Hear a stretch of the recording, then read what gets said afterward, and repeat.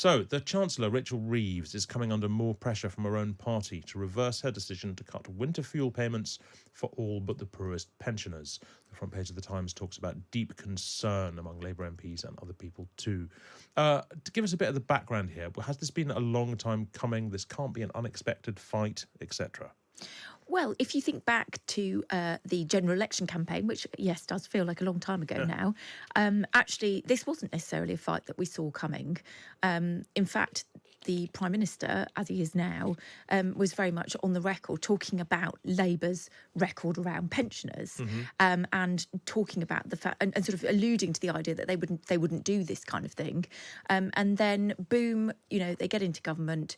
The £22 billion financial black hole is identified, and they immediately identify some of the universal benefit payments as a way of sort of raising much needed revenue. Now, I think what's possibly surprised them is that I think that there is a sort of slight myth that's developed perhaps over the course of a number of years, which is that this winter fuel payment is universal. Lots of pensioners are really quite well off, that they've had the kind of triple lock on pensions for all this time, and they've seen the uprating of their pensions, forgetting that actually if you look in a kind of international context, our pensions are still far lower than those across much of the rest of the continent. And actually that was one of the reasons why the triple lock existed in the first place, was because there needed to be a sort of historical unfairness addressed in the fact that they were so low.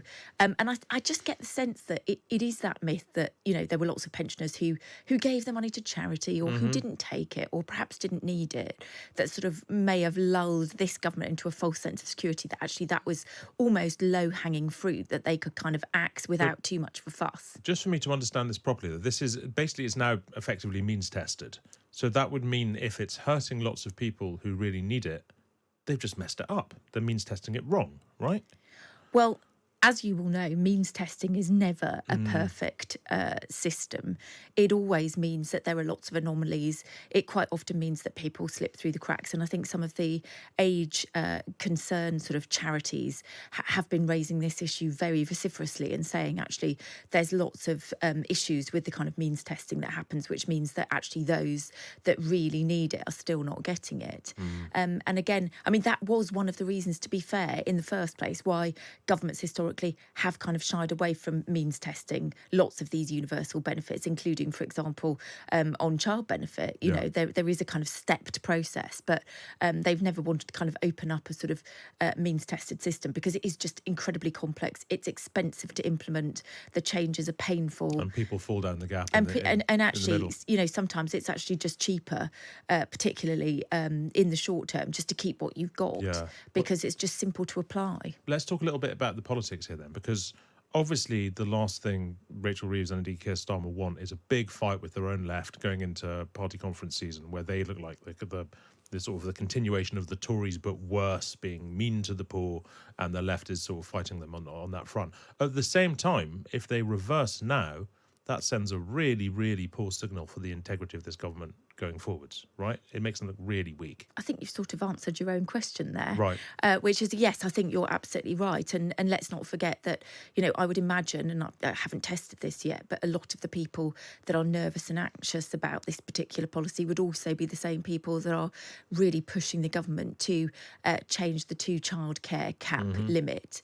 And I think that's, yes, expect to see that particular row reignited over coming days as we head towards the conference season and indeed the budgets. But yes, I think it's difficult for a government at this stage to rein back, particularly as the message that they are going to seek to want to repeat over and over again is that we are in a terrible mess, that they've inherited an absolutely appalling legacy from the Conservative government, and they are desperately trying to cut corners, find savings, etc., to mean that they don't have to significantly cut public services.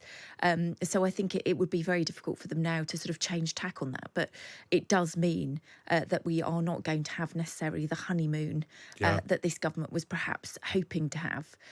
It seems to have had a reasonably good start. I think, the handling of the riots have been widely praised after a bit of a kind of bumpy period in the first few days where they sort of needed to get a grip of what the police were doing in particular. I think that, this narrative figures now going to be problematic for them as we move forward. I mean, so one more just before we move this. The fact that this has happened in the same week that Ofgem is saying that bills are going to be allowed to go up by 10%, that seems like bad planning. That seems like somebody wasn't looking at the grid properly. Well, again, I think you're absolutely right. I mean, we know when these changes are coming in. Yeah. You know, the price cap changes every few months. Everybody looks towards those figures. They know when they're coming. And obviously, you know, it compounds the problem for the pensions. And let's be clear, we also knew that the trajectory on this was that the prices were going to go up. You know, it had always been one of the reasons why we thought that the Conservative Party was going to call an earlier election, was because they didn't want it to coincide with fuel prices going up again, because they know how painful that is and how much of an impact it has on voters. Yeah, absolutely. Let's move over to the Tories. According to a new YouGov poll, Kemi Badenoch would beat all 5 rival candidates and comfortably. This surprised me a little, because I'm sure there were other polls earlier in the week saying sort of dramatically different things. One was saying James Cleverly was going to win, one saying that Jenrick might win. Have I just got that wrong? No. No, how weird. I'm totally confused as well. I mean, the thing that you have to kind of remember is that, you know, finding Conservative members is not the easiest thing to do. Sure. So often your sample is quite small. And yes, different polling companies use different methodology in order to do so. I mean, I think the perceived narrative has always been that Kemi will do quite well. I mean, partly because really it's very difficult to poll anybody, because at the end of the day, you're only going to get 2 MPs that are going to go forward to that final vote. So it all gets skewed around who thinks is going to get there and who the final two are going to be. I mean, I'm sort of, I'm sort of confused really as to who's doing well and who's not. I mean, my sense has always been that Priti would do better than she has done in certain polls, because, you know, it's widely known that she has the support of people like, for example, Boris Johnson. Sure. At the same time, if you think about the makeup of Parliament at the moment, there's actually more One Nation Conservatives who are going to make up that kind of caucus of people voting in the contest, which would suggest that the likes of Tom Tugendhat and James Cleverly would do quite well. But they've both gone out of their way to say quite extreme things on immigration. Tom Tugendhat has said very clearly. Well, Priti Patel's been doing the opposite. Exactly. Yeah. Exactly, which I think has been quite a clever a perspective. I mean, I wouldn't have expected to hear from her that she didn't want to pull out of the ECHR, whereas, you know, Tom Tugendhat is widely perceived to be one of the more moderates on this, and yet he went out of his way to say that we should. So I'm all confused as to the messaging, but also, you know, what's going on with the MPs, because crucially it is going to come down to them, who those final 2 are, and then I presume that the membership of the party just choose the most right wing of all of those people. Well, so we've also got today Anthony Seldon's book on Liz Truss is serialised in the Times, and he's been saying that Boris Johnson was a worse PM than Liz Truss, which is a sort of a fairly it's a fairly dramatic dividing line to draw, given that Liz Truss, most people, I mean, the consensus opinion among humanity at large seems to be that Liz Truss was about as bad as it got.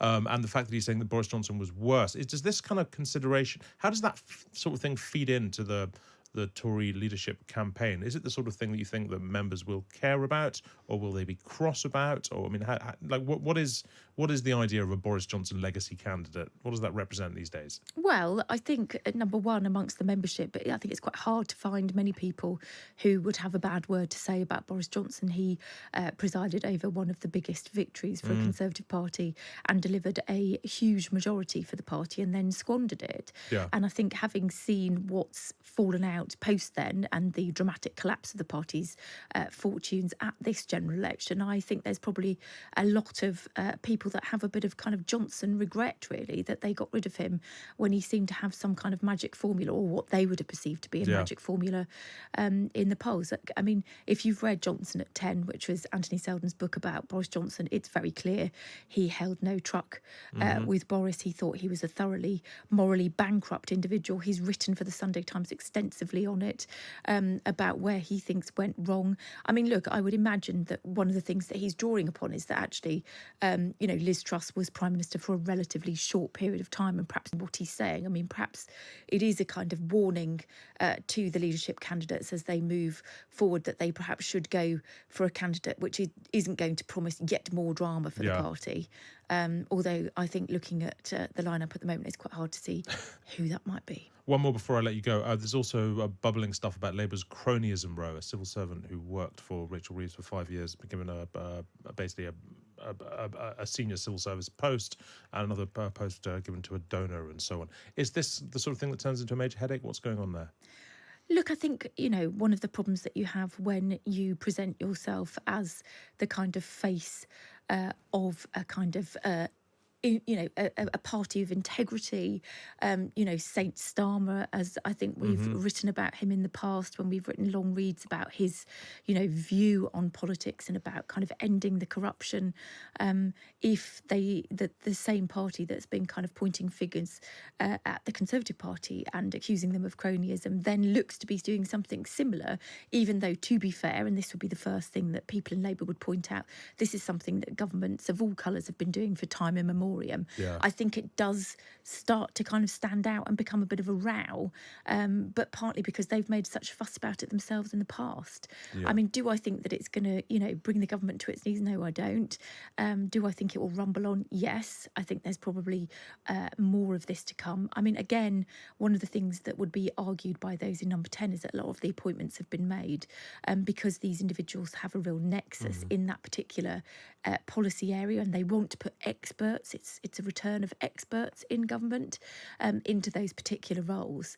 But you're absolutely right. I mean, it doesn't quite pass the sniff test because of the protestations that have been made previously. Indeed. Thank you, Caroline Wheeler. Oh, yeah. And also, before I let you go, rumour has it, exciting political interview in the Sunday Times tomorrow that you can't tell us anything about. Haha, wait and see. Wait and see. Indeed.